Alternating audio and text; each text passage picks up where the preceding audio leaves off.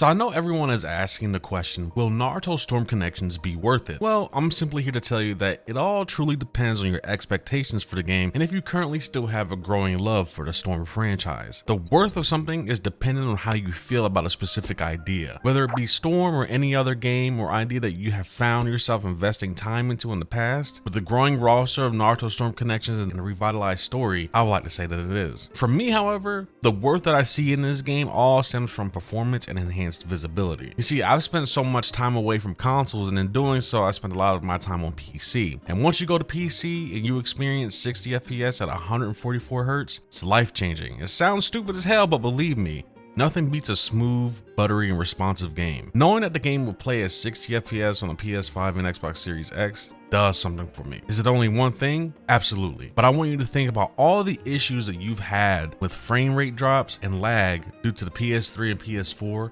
not being able to handle the performance of the game.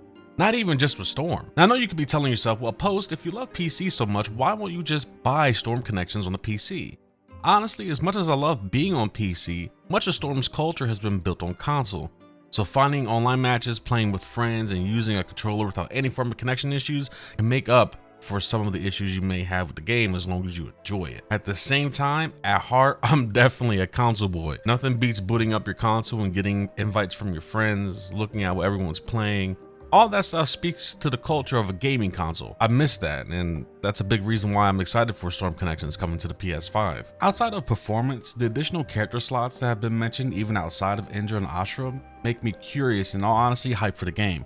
I think a lot of it also has much to do with the fact that the only Naruto games that I remember us getting outside of Shinobi Striker were mobile games, which were Naruto Blazing and Naruto X Boruto Ninja Voltage. Would you say that I lump myself in the crowd of people who continue to buy the Storm games, no matter the mess that they're in? And since we continue to buy them, Bandai and CyberConnect continue to release terrible games to us? Honestly, yes. I understand it. You love something so much but receive so little. Accepting the bare minimum shouldn't be the mindset, right? But it's hard when you see other franchises flourish. So even though I'm a content creator, well, I'm also one of you. The worth of a game is based on how much you love the franchise, and that's for better or worse. When it comes to the PS4 and consoles that suffer from performance issues, I feel like this game will do well if it's cross-play, specifically with those consoles in mind. I made mention of this before my most recent video when I mentioned crossplay. Will this create a divide in the community? I don't think it will. I think it expounds on the idea of opening the community more with those possibilities in mind. Now, I won't tell you to purchase one of the newer consoles, whether that be a PS5 or an Xbox Series X. If you have the ability to do so, then by all means definitely pick one up, but the older consoles aren't being left behind, just reinvigorated by crossplay.